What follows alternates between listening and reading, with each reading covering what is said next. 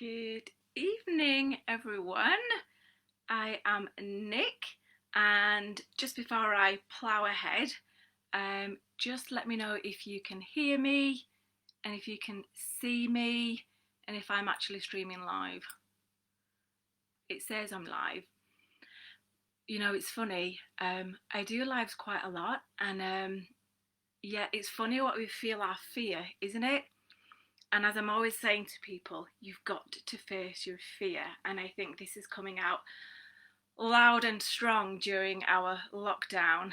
So, as I would say, breathe and we will begin. So, I can see that somebody's watching, which is good. It means I'm live. Hello. Brilliant. So I'm going to begin, and it's just been an absolute pleasure watching and listening to you all doing your pieces today. And of course the pressure's been building all day. So, you know, I want to say well done everyone who's been part of this, because, you know, we've got the Amazon bestseller. That's amazing. All in one day, and that's all thanks to Sue and everything that you're doing. Sue, you must be exhausted. Thank you so much. I hope you get some downtime after all of this. As you know, I'm all about downtime and self-care. So, before I go into my piece then, I just want to give you a little bit of a what was lockdown for me, what is lockdown, because it does feel like things are lifting, but in a weird way it's not really been that much different for me. But I can't say that that's always been the case. I've been a work hard, play hard kind of person, and I kind of left a lot of that behind when I came back to the UK about 6 years ago, and I left the corporate world behind. However, I can't blame the corporate world for everything. There was a lot of different things that happened along the way that led to a burnout, anxiety and fatigue, and almost, I could say, a breakdown as well, which actually completely changed my life for the better. So one of the things that I'm always saying is a breakdown is a breakthrough, and I think a lot of people have been going through this during the lockdown. So I spent 8 years away from family, and I was single for 5 of those years. So I've also had like a taste, a flavour of that kind of isolation in some respects, and I came back because I needed to heal, ultimately, on many different levels, still on that journey. But one word that I chose was recalibrate, and I've used that as a keyword quite a lot through lockdown. You know, and this pause, this almost like this break, has given us the chance to pause and reassess everything. It's a lot of what people have been saying all along. And living alone gave me a really good opportunity to do a lot of soul searching, and for that I will always be grateful for. I've already thought about the power of a hug. I'd gone 6 months without having a hug, and I've always valued that, especially being quite an affectionate kind of person. I've contemplated on society and community, especially living in such a transitionary place as Dubai for 8 years, and people coming and going, what friends mean and this kind of thing. And I've often asked myself, is it my choice? Have I chosen to step out of the community, or is it circumstance? And it's like chicken and the egg, isn't it? And that's something to think about as well. You know, like what I've been doing since that kind of breakdown, so to speak, is I had to reassess, what do I want in life? And for all those years since I've been back, I've been chipping away at that. And I think a big lesson was to not try to do everything all at once, just to slow down. And I'm lucky enough to now have a life where I've got sort of 70-80% of the time with my little girl, but only because I've had that nursery, that 3 mornings that were so precious to me, to give myself that headspace so that I could enjoy the time when I'm with her. I changed my profession. I've tweaked it to give myself like a passive life. And so it took me many years to kind of regain my energy. It's been coined adrenal fatigue, and I talk about that a lot. But I'm also really thankful for that, because it taught me how to say no. It taught me to give me a voice. It taught me to go against the grain of what everybody else wants and listen to myself, listen to the messages from my body. And then by regaining my energy, I've learned how to manage it and also protect it. And these are actually part of a little book series that I'm working with Sue on this, how to say no and listening to yourself and so on. So now I've been tweaking personal life, I've been tweaking with my professional life, and I've now blended my corporate role with my love and experience with the wellness industry. So moving from being a hypnotherapist, working with NLP, yoga, I'm now working with festivals, wellbeing festivals, running retreats and mini events and all sorts of stuff for anxiety, helping other wellbeing practitioners to run workshops and retreats. But of course, all of that has been physical events. So one of the first things I realised was they would all have to be cancelled, like a whole year. 5 retreats, a big wellbeing festival that was due in Chester at the end of June. But you know what? I didn't feel any, yeah, okay, there was some grief, there was some loss with that, but it felt inside that it was all right, because this felt really, really familiar to me as well, because I'd chosen steps to go and live the life that I wanted bit by bit, and one of those was living in Spain, and not full time, but spending winters in Spain. This was a dream of mine, and it became a bit of a reality this year when I spent January, February there. In fact, I just got back in time before the lockdown. I was back for 2 weeks and then bang, lockdown. So I'd kind of got used to being away, starting up a passive life, an online life, how to keep in touch with people. And we chose like a place that was out of season. So we already had that experience a little bit with isolation. So I kind of feel lucky that some of this getting used to what's happening, I'd already kind of been through. But at the same time, it wasn't glamorous. It wasn't as glamorous as it sounds. You know, there's a lot of retraining when it comes with change. And there's a lot of things that I had to get used to with how we looked after my toddler together, you know, and not having any grandparents to help us or nursery and this kind of thing. And one of my favourite phrases is, you know, no, everybody wants sunshine, yeah, including me. That's why I'm going to Spain in winters. Nobody wants rain, but we can't have a rainbow without a little pain. So when we face our fear and when we go through those pain barriers, something absolutely beautiful can open up for us. So learning these new rhythms, it's become a part of me. I've moved countries, I've, you know, became a mum not that long ago really. She's only 2. I've learned how to go from trapped to empowered. And so these are my silver linings of you know, taking things on board, that everything is about baby steps and space. We don't give ourselves space, do we? Transition. We're transitioning into lockdown. We're transitioning out of lockdown. And that even applies to even being in a yoga posture, transitioning into another one. But most importantly for me is between doing and being. There's a transition, there's a pause, there's a breath between each one of them. And that modern world doesn't seem to allow for that. So what did I do? I chose to make my own rhythm, my own way of being. So once, like another phrase of mine is, the only thing constant is change, which is just wonderful. So if all we do is get better at dealing with change, then we're going to be much more peaceful more often. And that's what I try to work on with myself. So of course I've had still loads of challenges myself during this lockdown, and this is what my piece is about. It's more about of meandering, of that building, the peak of that pain, and then once again finding my new rhythm and my peace. So it was really raw when I wrote this. It's called From My Bench, and I literally went to this little bench and I had just a small window of time. I literally wrote it all off, and quite honestly, I didn't read it back until the other day when Sue asked us to read it out, and I just thought, I've not even read it, I've not edited it, I've not filtered it. Luckily Sue's changed all the typos, which is fab. But in a way I'm really glad that I did that, because I didn't overanalyze and I didn't give myself some self-criticism, which is what we often do as well. And I think one of the reasons I did that was to bring some authenticity to it as well, to let other people know that it's okay to not feel okay. So I'm reading this now from a very small screen.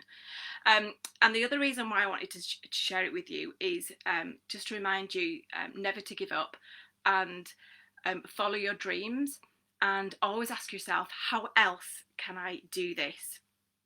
So, situation, about to turn 40 in lockdown.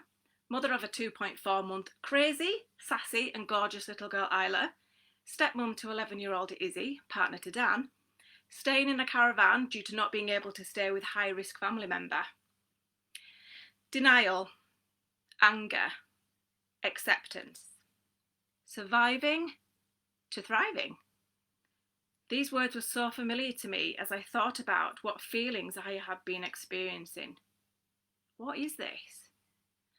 Ah yes, The Grief Process by Elizabeth Kubler-Ross. I am grieving. We are grieving. And for those of you who have been through grief, know that it's not a straight line that it's painted as. Nothing ever is. It's a squiggle that goes back and forth and round and round. What are we grieving? Well, there's an obvious grief, that of the fatal losses. There's a grief of how the world was and how it is now. And like grief, we have no idea how it will be going forward. We are in our own worlds, doing the best we can. We have a physical loss, contact, but for me, it's a loss of identity. But if we're mindful enough, if we take the challenge, we can not only survive this, but we can thrive.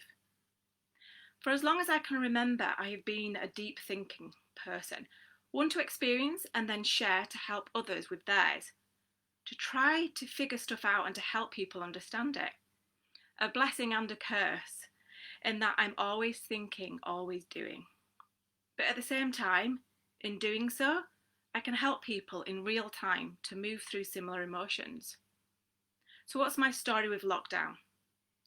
After some major denial, I am working on some of the biggest challenges that have shown up for me in this life. My screen's not moving on. Okay. Things I'm familiar with, but still need working on. These are our biggest life lessons, and if we can see that, accept that, and allow space for it, we can truly emerge as the butterfly during this unique and poignant life experience. I'm loving being in the beautiful North Wales countryside, waking up to the hills every day, almost sunny every time, the fresh air, the quiet roads, and the sounds of the birds. Every day is different. This is sometimes my day, other times it's meltdowns, by both myself and my toddler. When does this normally happen? When I'm trying to work and be a mum. It's really tough. I'm a passionate person and I've found my purpose in this life, but I can't act on it. I'm chomping at the bit, and so instead of working all hours and flowing with my creativity, I sit and paint stones, play bricks, cook dinner. Don't get me wrong, some days are so precious and I'm in the moment and I'm not thinking about work, and I love that time with my little girl. These are rare but memorable and wonderful. And some days I'm on fire with my work and I plough ahead more than expected. I often contemplate on how to manage my two worlds. I've tried working while playing. That doesn't work, it gives me a migraine. I can't think of something poignant to reply to one of my lovely customers about something difficult they are dealing with while I'm literally having a toy pushed in my face by a very sweet, cute, but very loud toddler. Needless to say, I either get angry at her, my partner, or I give on the work and play with her. The latter is usually the case. I've tried boundaries and setting work time and family time and other various approaches. I know I can only do one or the other, but now I'm a full-time mum. I love the balance of 3 mornings a week in nursery, and I just got back only 2 weeks back from Spain, and then bang, lockdown. I have to be alone. And this is something I've always known. So what if I wait until she goes for her nap? Nap time's exhausting. She resists, of course. It's getting easier, but it's still a little traumatic all around, by which time I'm knackered. So I just want to lay on the sofa and watch Netflix. I want to silence the overthinking and the balance in the head, the guilt. The guilt comes and I said, you know what, it's okay. I rest and then recharge, and I aim to get going on some work. Of course, then she wakes up. But I love getting her out of bed. The majority of the day she's all warm and cuddly and happy to see me, and we have sofa cuddles, and then we play again. There's nowhere for me to go. When we were in Spain, I would put her down for her nap and my partner would stay with her while I went to a coffee shop. After she woke, I would take another 2 hours so I would get a whole bulk of time. It was so nice working outside with my cappuccino and laptop.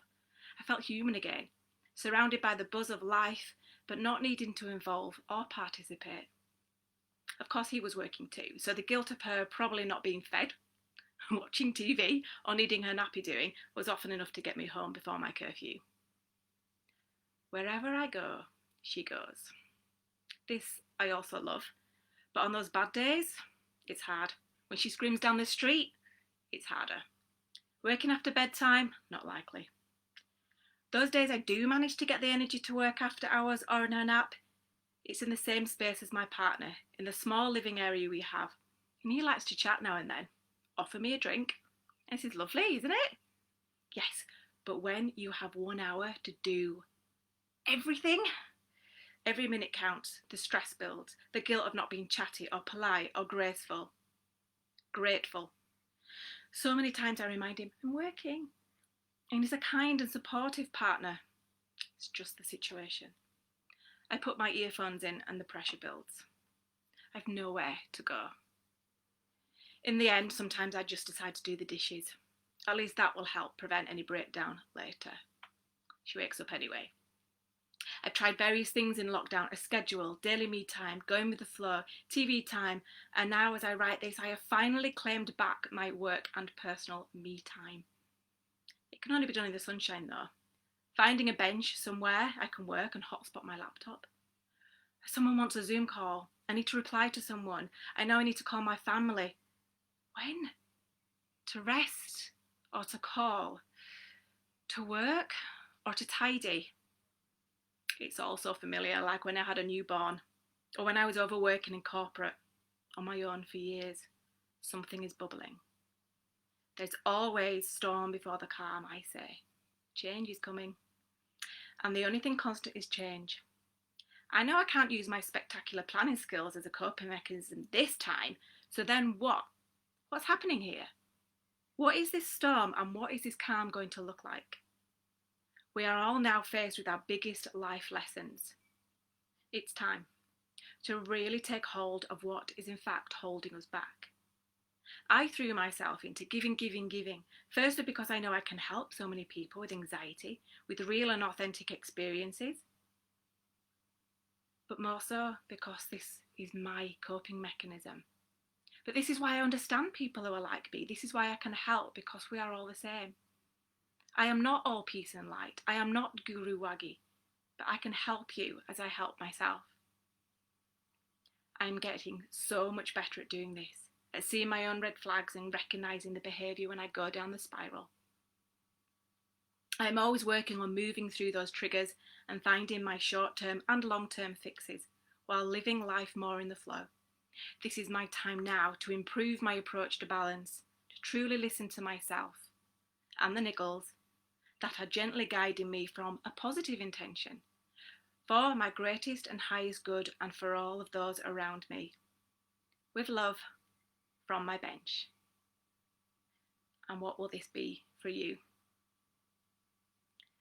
Thank you so much. I'm aware that I've gone over time just a few minutes there, so I won't talk anymore. And I hope that you enjoyed that. I'm feeling a bit more relaxed now. I probably rushed that a little bit because I was aware of time and my intro was way too long. So I hope that resonated with some of you, and I am now going to go and listen to the last one. Thank you so much, everyone.